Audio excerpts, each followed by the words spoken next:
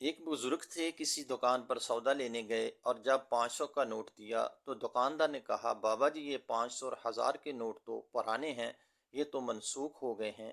بابا جی رونے لگ گئے۔ دکاندار نے کہا، آپ روئے نہیں، میں آپ کو ویسے ہی سودا دے دیتا ہوں۔ فرمایا، نہیں نہیں، مجھے سودے کی ضرورت نہیں۔ اتنا روئے کہ لوگ حیران۔ کسی نے کہا کہ بابا جی اتنا کیوں رو رہے ہو؟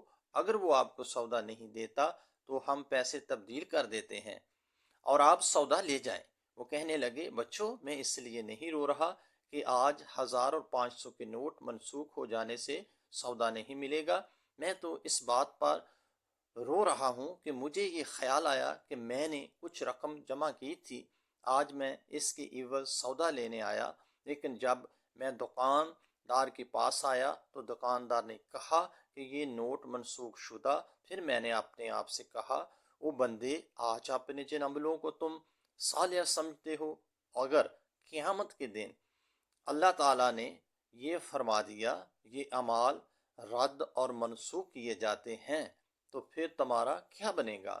دنیا میں تو میں اور بھی پیسے لے لوں گا، سودا خرید لوں گا، مگر آخرت میں تو اور عمل نہیں لا سکوں گا۔ کیا وہاں آپ میرے اعمال کے ساتھ اپنے اعمال تبدیل کر سکتے ہیں؟